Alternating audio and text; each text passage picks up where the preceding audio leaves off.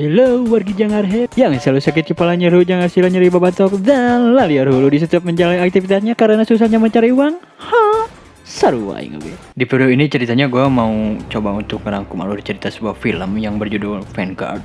Yang mana film ini adalah film reuninya Jackie Chan dan sutradara Stanley Tong. Karena ini video perdana gue jadi pasti banyak kekurangannya, mohon untuk dimaklum aja ya.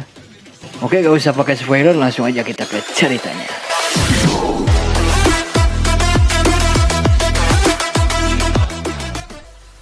Cerita diawali dengan memperlihatkan seorang pasangan yang sedang video callan dengan putrinya. Pria ini adalah Shin Gweli. Keren gak sih bacanya gitu? Kurang amat. Baca aja sendiri ya. Yang ceritanya dia ini adalah seorang pengusaha yang mana nantinya dia ini akan menjadi target balas dendam saingannya gitu. Tiba-tiba mereka dikagetkan dengan kedatangan dua orang tadi kenal menyerang pengawal mereka dan menculik pasangan tersebut. Shin berpindah ke sebuah kantor atau markas yang disebut Vanguard.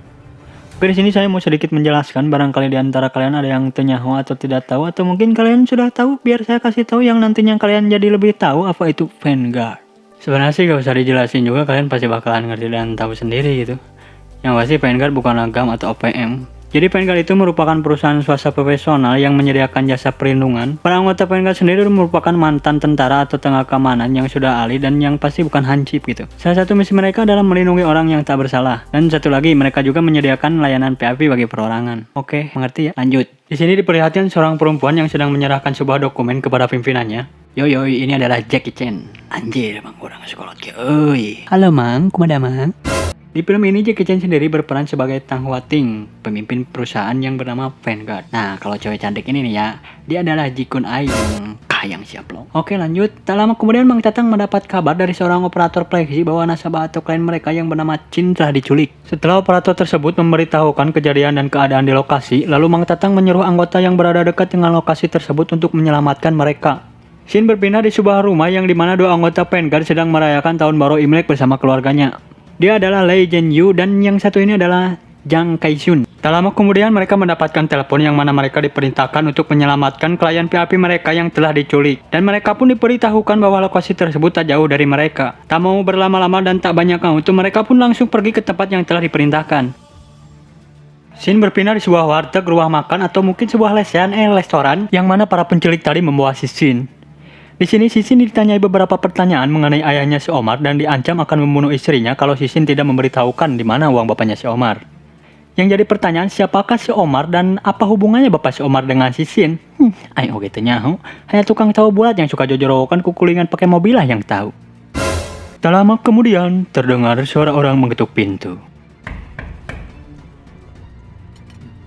Punten, Udin aja Udin. Udin memang ameng ketika di sendal. Koplok sih. Lalu adegan papukut lengan pada perterbangan pelurunya rangsang bangku amburadul pun tak bisa mereka hindari. Tak hanya itu, adegan di mana sebuah cabai yang diremas-remas lalu dioleskan kanu panon pun terjadi. Siapa perinya? Oke, di sini aing skip aja ya, yang intinya aksi penyelamatan pun berhasil gitu.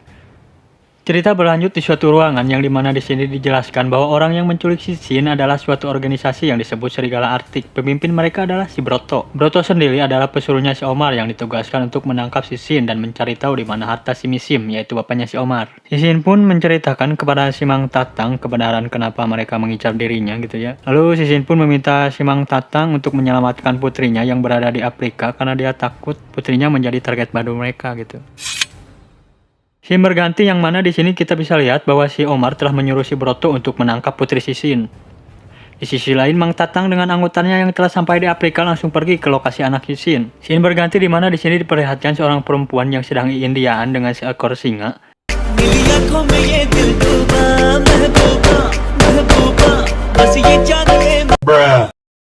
Yap, cewek ini adalah si Fareda. Si Fareda ini adalah anaknya si Shin. Tak lama kemudian datanglah si Mang Tatang dengan anggotanya, mencoba mendekati dan membujuk si Fareda untuk segera pergi. Namun teman si Fareda menegaskan jangan terlalu mendekat karena ada seekor singa. Salah satu dari mereka pun tak ada yang berani mendekat. Lalu si Lei pun memberitahukan kepada si Fareda bahwa ayahnya telah mengirim mereka untuk datang dan menjemputnya. Tak lama kemudian mereka dikagetkan dengan kedatangan sekelompok pasukannya si Broto yang telah bekerja sama dengan pemburu binatang di daerah tersebut, yang mana tiba-tiba membabi ngepetkan semua yang ada di sana. Si Broto pun menyuruh anak buahnya untuk membunuh mereka semua kecuali si Fareda. Oke, di sini kita bisa lihat amunisi berterbangan golok menyasar kutang terlempar cacup punya di bagasi sebuah mobil.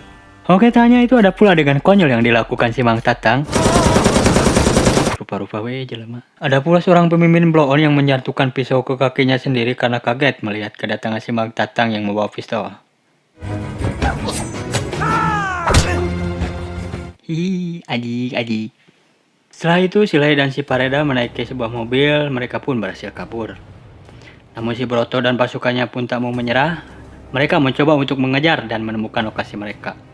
Di sisi lain, si Mang Tatang yang telah diberitahu lokasi si Lei oleh operator langsung bergegas pergi bersama si Mia. Keesokan harinya di suatu tempat di atas pohon yang mana si Lei dan si Pareda sedang asik bercanda, mereka melihat sebuah mobil yang mana itu adalah anak buahnya si Broto. Karena tak mau tertangkap, mereka pun langsung pergi dari sana. Sia, abok sabaraha gelas toh. Dasar satu.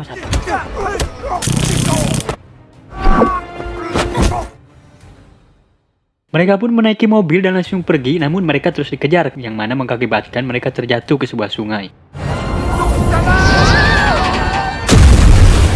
Tersampai di situ, ternyata si Broto dan pasukannya pun ada di sungai tersebut, menaiki perahu jet ski, mencoba mengejar dan menangkap mereka. Lagi-lagi aksi baku hantam dan tonyok pun terjadi.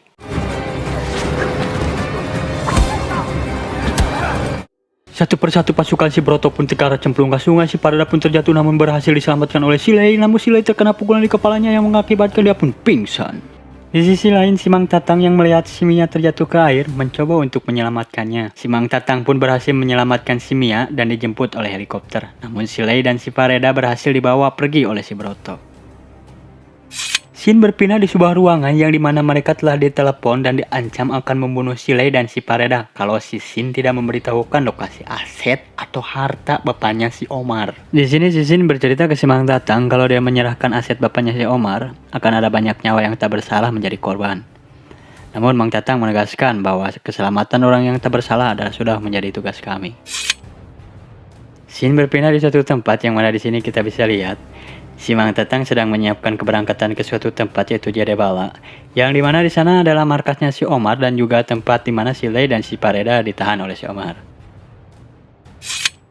Hingga cerita mereka pun sampai lalu mendatangi sebuah rumah salah satu sumber dan juga salah satu orang yang bekerja sebagai koki di rumahnya si Omar.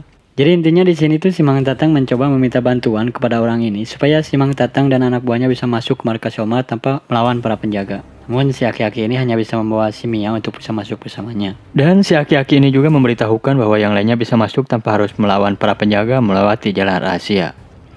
Di sisi lain, si Ujang sedang mencoba mencari lokasi di mana si Lei dan si Pareda ditahan dengan menggunakan alat pengintai berupa manuk japati dan tawon. Benar gak sih ini tawon? Ya pokoknya inilah, kalian juga bisa lihat sendiri ya. Scene berpindah ke salah satu alat pengintai yang berbentuk tawon menemukan keberadaan si Lei dan si Pareda. Tak lama kemudian salah satu anak buah si Broto datang dan memberitahukan bahwa ayahnya si Pareda dan si Mang Tatang akan datang. Tak lama kemudian si Lei pun dibawa ke tempat si Broto. Jadi di sini tuh si Lei dibujuk untuk bergabung dengan si Broto. Namun karena si Lei menolaknya, si Lei pun dipasangi sebuah bom timer atau bom waktu. Terlihat si Broto mendatangi si Omar yang sedang bersemedi memberitahukan bahwa Venga telah berjanji akan membawa si Shin sebagai ganti para sandera. Namun si Broto menyadari bahwa mereka tidak akan menepati janji tersebut, malah akan menyelamatkan mereka. Lalu si Omar pun memerintahkan si Broto untuk memperketat keamanan dan membunuh mereka saat mereka terlihat. Tak lama kemudian si Omar mendapat telepon tak dari siapa, namun mereka membicarakan mengenai uang dan tempat yang dijanjikan. Sesuai rencana, satu persatu bawahan si Mang Tatang pun berhasil masuk. Tibalah hari yang sudah dijanjikan, yaitu hari di mana si Shin akan menyerahkan aset bapaknya si Omar dengan syarat pembebasan si Lei dan si Pareda. Di sini si Mang Tatang selaku ketua Vengar mencoba untuk bernegosiasi, yang mana sebelumnya sudah berjanji bahwa dia akan menyerahkan aset bapaknya si Omar dengan syarat si Omar harus melepaskan si Lei dan si Pareda. Namun karena tidak sesuai dengan apa yang diharapkan si Omar pun merasa kecewa lalu menyuruh anak buahnya untuk membunuh si Pareda. Namun apa yang terjadi? Yap, sesuai instruksi aba-aba atau perintah yang telah direncanakan, seorang gigolo Algojo yang sudah disuruh untuk membunuh si Pareda pun berhasil dilumpuhkan. Dan kakmat, si Omar pun yang sudah dibidik dadanya tidak bisa berbuat apa-apa. Di sisi lain, si Ujang dan teman-temannya yang sedang berusaha menyelamatkan si Lei terlibat baku tembak dengan seorang penjaga yang mengakibatkan sebuah tembok yang tidak bersalah harus menerima ratusan peluru bersalang di badannya. Tak hanya itu, ternyata si Omar yang tadinya dibidik di dadanya berhasil selamat karena kebodohan anak buah si Mang Tatang yang malah menembak kurir Lajada yang sedang mengantarkan paket ke si Omar. Bukan kurir Lajada itu blok, udah tahu anak buahnya si Omar. Lagi-lagi peluru ngalalaceng panci melayang, tembok pun berlubang, sampai-sampai sebuah senapan pun peluh karena tidak bisa menahan banyaknya amunisi yang keluar. Oke, lanjut. Di sisi lain, si Ujang yang sebelumnya telah berhasil membekukan bom yang telah terpasang di badannya si Lei dengan sebuah cairan apapun itu ayo gitu nyaho, sedang mencoba melepaskan si Lei dari ranjau dengan cara melubangi bagian sekitar ranjau lalu meledakannya dan menahan efek ledakan tersebut dengan sebuah pelindung. Naon deui eta aing atuh nyaho. Namun usahanya pun berhasil. Sehingga cerita, mereka pun berhasil melarikan diri dengan selamat. Namun tidak dengan Sisin karena Sisin menyerahkan dirinya demi si Pareda dan yang lainnya bisa kabur.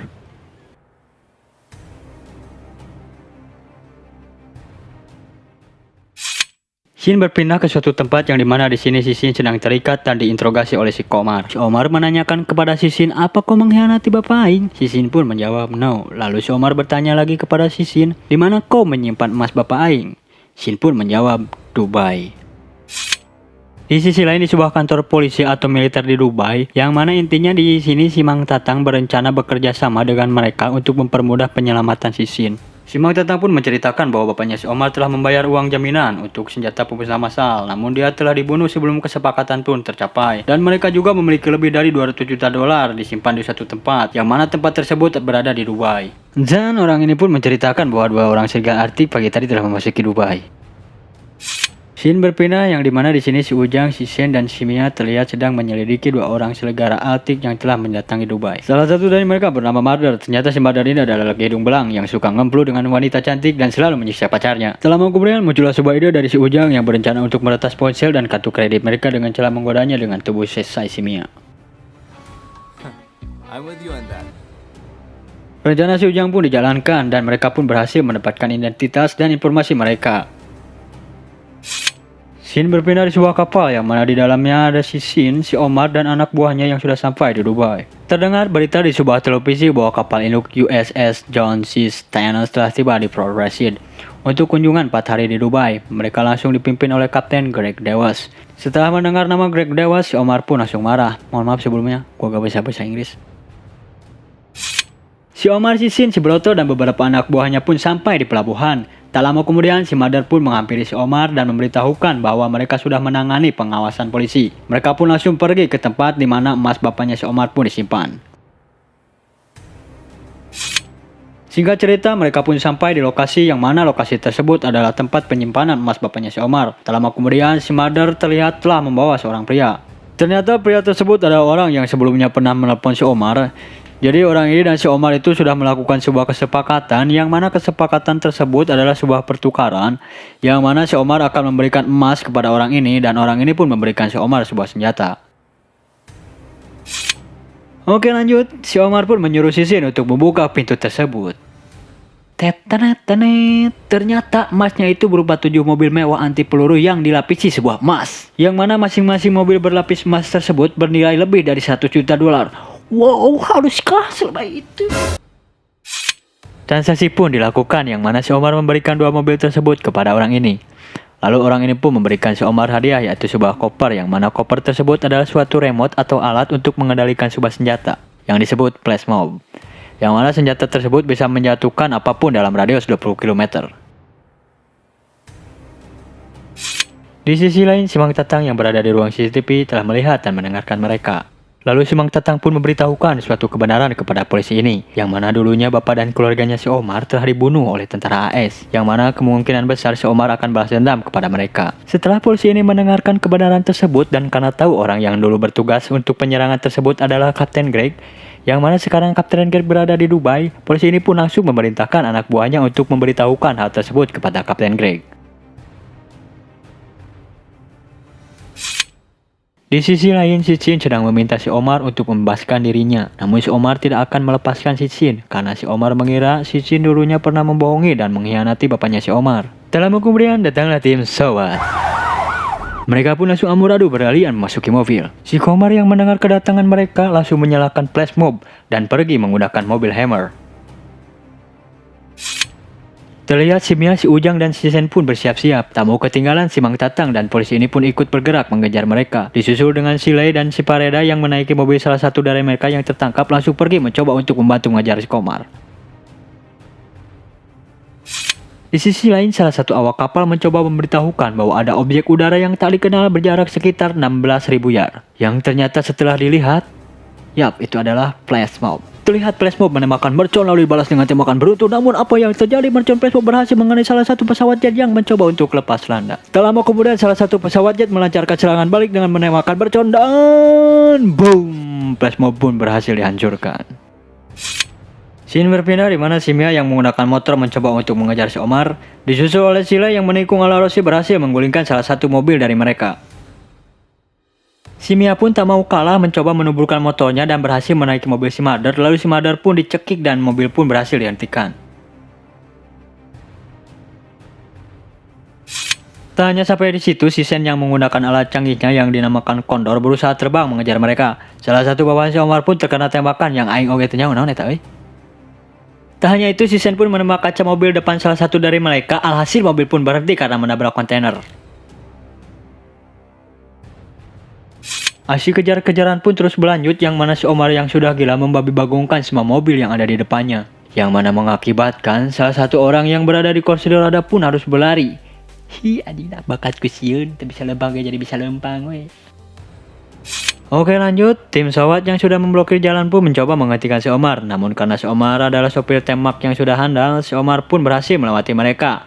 Dan malah menabrak kaca dan masuk ke sebuah swalayan atau supermarket. Si Omar yang sudah kapalang liar pun mengobrak-abrik supermarket tersebut. Semua orang yang berada di sana pun menyaring rai karena takut ditabrak si Omar.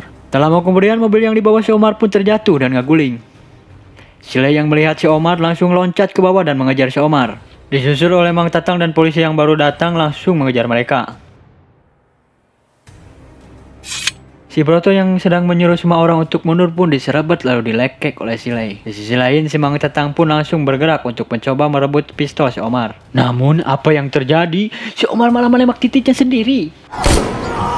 Lalu si Mang Tatang pun mengangkat si Omar dan melemparkannya ke dalam akuarium. Para polisi pun datang dan si Sin pun berhasil diselamatkan. Dan film pun entosan. Sebelum saya pamit, saya mau menegaskan kepada kalian bahwa video ini dibuat semata-mata hanya untuk menghibur kalian semua. Jikalau ada bahasa atau kata-kata yang tidak berkenan di hati Anda, mohon untuk dimaklum. Karena saya hanya manusia biasa yang tak luput dari kesalahan. Oke, saya dan segenap kru yang bertugas pamit undur dulu. See you next video dan salam jangar.